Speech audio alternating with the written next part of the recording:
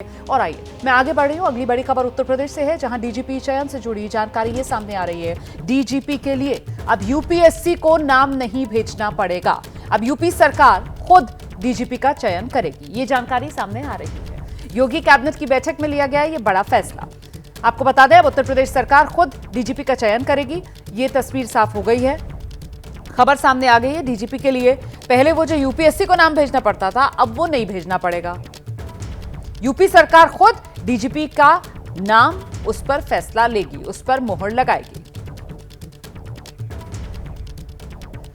हालांकि यूपी सरकार के इस फैसले पर सियासी प्रतिक्रियाओं का सिलसिला शुरू हो गया है। अखिलेश यादव ने योगी सरकार के इस फैसले पर सवाल उठा दिए। डीजीपी को लेकर फैसले पर अखिलेश यादव की तरफ से पूछा जा रहा है, क्या व्यवस्था बनाने वाले खुद 2 साल रहेंगे? दरअसल योगी कैबिनेट ने फैसला लिया, अब यूपी में डीजीपी पद की नियुक्ति सरकार की तरफ से गठित कमेटी करेगी। इसी फैसले पर अब राजनीति तेज हो गई है। ये अखिलेश यादव ने जो एक्स पर पोस्ट किया, कह रहे हैं व्यवस्था बनाने वाले खुद 2 साल रहेंगे या नहीं। कहीं ये दिल्ली के हाथ से लगाम लेने की कोशिश तो नहीं? सुना किसी बड़े पुलिस अधिकारी को स्थायी पद देने और उसका कार्यकाल 2 साल बढ़ाने की व्यवस्था बनाई जा रही है।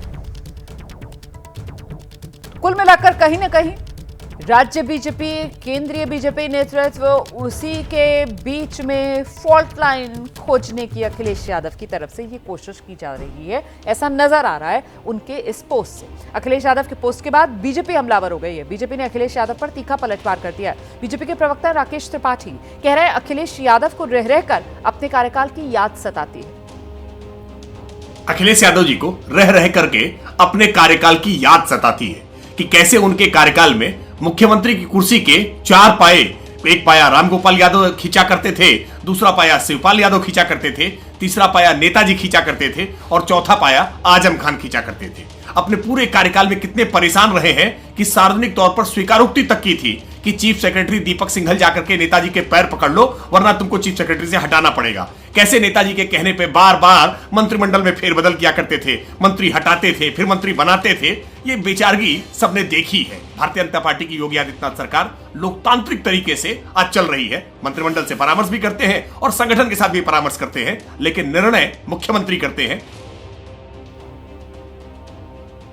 तो उत्तर प्रदेश डीजीपी चयन के लिए जो योगी सरकार ने फैसला लिया है, इसी पर और बातचीत करने के लिए वीरेश पांडे हमारे साथ इस समय मौजूद है, हमारे सहयोगी। वीरेश, इसके जरिए कहीं ना कहीं अखिलेश यादव राज्य बीजेपी नेतृत्व और केंद्रीय बीजेपी नेतृत्व, उसी के बीच की जो दरार है वो दिखाने की कोशिश कर रहे हैं। देखिए, अखिलेश यादव ने चुटकी ली है और ये चुटकी लगभग 1 दर्जन बार से ज्यादा उन्होंने कई प्रेस कॉन्फ्रेंस में ली है। कानून व्यवस्था पर निशाना साधते हुए उन्होंने बार बार कहा है कि जो मुख्यमंत्री योगी आदित्यनाथ कानून व्यवस्था की बात करते हैं और अपने पूर्णकालिक डीजीपी की नियुक्ति नहीं कर पाते हैं, ये केंद्र सरकार और राज्य सरकार के बीच में आपसी जो मनमुटाव है उसका ये परिणाम है। और कानून व्यवस्था की बात वो मुख्यमंत्री कैसे कर सकता है जो अस्थायी मुख्यमंत्री नहीं दे सकता है। तो ये हर प्रेस कॉन्फ्रेंस में कानून व्यवस्था के सवाल पर सवाल उठाते रहे अखिलेश यादव। और जब पूर्णकालिक डीजीपी की बात आई है, कैबिनेट से प्रस्ताव पास हुआ है, तो जाहिर सी बात है अखिलेश यादव ने केंद्र और राज्य यानी योगी और मोदी के बीच और जो दूरियां खींचने की कोशिश और चुटकी लेने का काम अखिलेश यादव किया है, क्योंकि वो पूर्ववत पहले से करते रहे हैं और ये अवसर उनको प्राप्त हुआ है। लेकिन अगर देखा जाए तो यूपी में पूर्णकालिक डीजीपी का अभाव पिछले 3 वर्षों से है। चौथे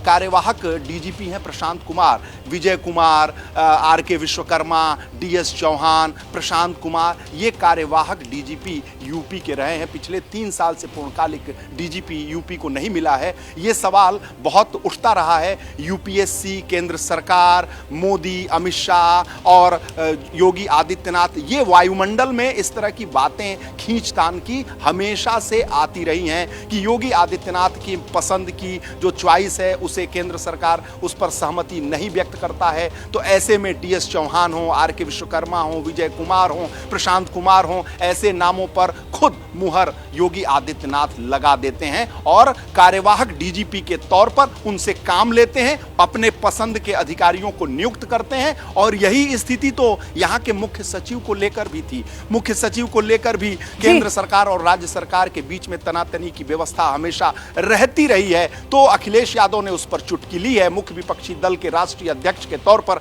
अखिलेश यादव हमेशा से हमलावर रहे हैं भारतीय जनता पार्टी के किसी भी और एक बार वही कामकाज को सिलसिला लेकर। उन्होंने फिर से कर दिखाया। बहुत शुक्रिया आपका विरेश पांडे तमाम जानकारी के लिए।